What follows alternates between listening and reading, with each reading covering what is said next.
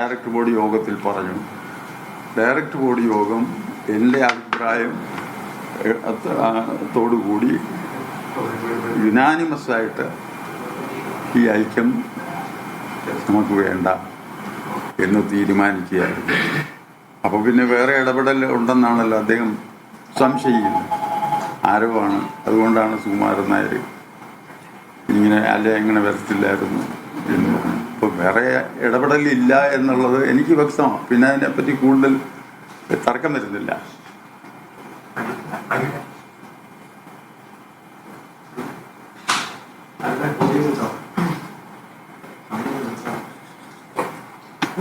ഈ എല്ലാ കാര്യങ്ങളും താങ്കളുമായിട്ട് ആദ്യം വെള്ളാപ്പള്ളി തന്നെ ഫോണിൽ സംസാരിച്ചിരുന്നു എന്നൊക്കെ അദ്ദേഹം ചൂണ്ടിക്കാണിക്കുന്നുണ്ട്. അങ്ങനല്ല,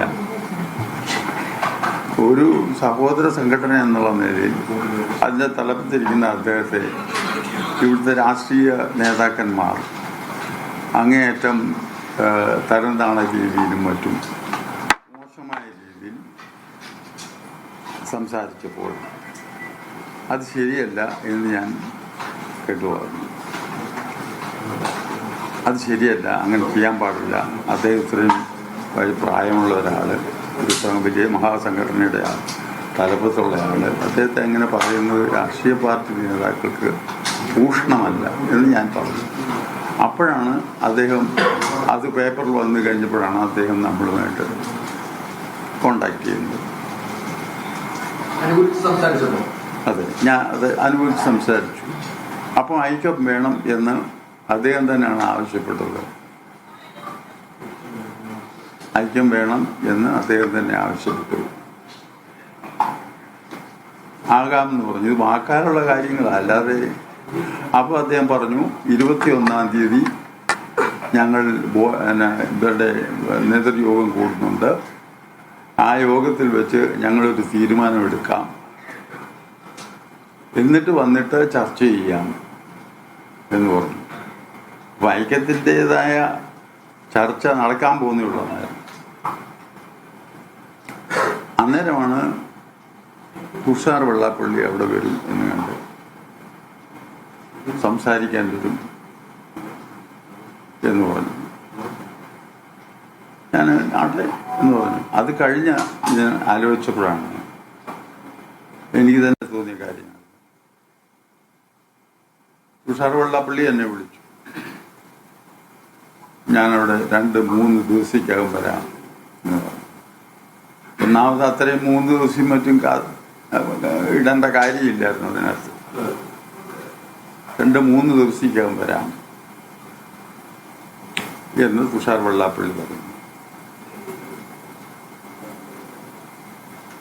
ഞാൻ അന്നേരം ഒന്നും വേണ്ടിയില്ല. കുറച്ച് കഴിഞ്ഞ് ഞാൻ തന്നെ തുഷാർ വെള്ളാപ്പള്ളിയെ വിളിച്ചു പറഞ്ഞു, ഇങ്ങനെയുള്ള ഒരു ചർച്ചയിൽ താങ്കൾക്ക് എങ്ങനെ ഇടപെടാൻ കഴിയും, പങ്കെടുക്കാൻ കഴിയും? താങ്കൾ ഒരു പാർട്ടിയുടെ നേതാവല്ല, അതും കേരളത്തിലെ ഇന്ത്യയുടെ പ്രധാന ആളല്ലേ. അപ്പോൾ നിങ്ങൾക്ക് ഒരു രാഷ്ട്രീയ പാർട്ടി പെട്ട ആള് SNDP NSS ഐക്യവുമായിട്ട് ഐക്യം SNDP NSSമായിട്ടുള്ള ഐക്യത്തെ പറ്റി സംസാരിക്കുന്നതിന് എങ്ങനെ ഒക്കും? അതുകൊണ്ട് നിങ്ങൾ വരണ്ട എന്ന് ഞാൻ പറഞ്ഞു. അത് പൊളിറ്റിക്സ് ആകുന്നു. ഒരു ദിവസം കൂടെ കഴിഞ്ഞപ്പോഴത്തേക്കാണ് അദ്ദേഹത്തിന് അർഹതയില്ലെന്നൊന്നും ഞാൻ പറയുന്നില്ല, പത്മഭൂഷൺ ബഹുമതി പ്രഖ്യാപിക്കുന്നത്. അപ്പോൾ ഇവരൊക്കെ ഈ 2-3 ദിവസം 3-4 ദിവസം ഇത് കഴിഞ്ഞ് തള്ളിയിട്ടേ പിന്നെ ഇങ്ങോട്ട് ചർച്ച പോലും ചെയ്യാൻ വരുന്നത്.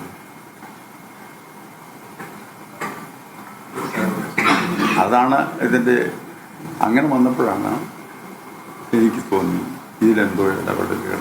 ഇപ്പോൾ അദ്ദേഹം പറയുന്നത് പോലെ ഈ ഐക്യ ശ്രമത്തിൻ്റെ പിന്നിൽ എന്തോ ഉണ്ട്,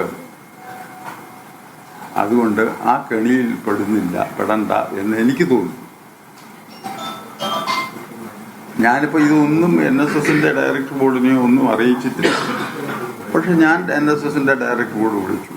ഞാൻ നേരത്തെ പറയുന്നു, ഐക്യം പൂർണ്ണമാകണമെങ്കിൽ ഡയറക്ടർ ബോർഡ് വിളിച്ചുകൂട്ടി ഡയറക്ടർ ബോർഡിൻ്റെ തീരുമാനപ്രകാരമേ ആവൂ എന്നും ഞാൻ അന്ന് പറയുന്നുണ്ട്. പക്ഷെ ഞാൻ ഇങ്ങനത്തെ ഒരു സാഹചര്യം വന്നതുകൊണ്ട് ഞാൻ ഡയറക്ടറോട് ഉടനെ വിളിച്ചു കൂട്ടി ഞാൻ ഈ എൻ്റെ അനുഭവവും എൻ്റെ തീരുമാനവും ഒരു പ്രമേയ രൂപത്തിൽ അവതരിപ്പിച്ച് ഞാൻ ഇതിൽ ബോർഡിൽ വെച്ച് ഞാനിതെല്ലാം കാര്യങ്ങളെല്ലാം തുറന്നു പറഞ്ഞു. ബോർഡാണ്, ഞാൻ ഉൾപ്പെടുന്ന ബോർഡാണ് അതിനെ അംഗീകരിച്ചെടുത്തത്. ആരും എതിർത്തിരുന്നില്ല. ഇവിടെ വന്ന ആ ഒരു ബോർഡ് മെമ്പർമാരും എതിർത്തുന്നില്ല. നമുക്ക് ആവശ്യമില്ല. അതവിടെ കൊണ്ട് അവസാനിച്ചത് നന്നായി. കാരണം നമുക്ക് എല്ലാ സമുദായവുമായി സൗഹാർദ്ദമായി പോകണം. എല്ലാ രാഷ്ട്രീയ പാർട്ടികളുമായി ഒരകലത്തിൽ പോകണം. ആരോടും ഒരു വിധത്തിലുമുള്ള അകൽച്ച പാടില്ല. ഇതൊക്കെയാണ് നമ്മുടെ NSSന്റെ കാഴ്ചപ്പാട്.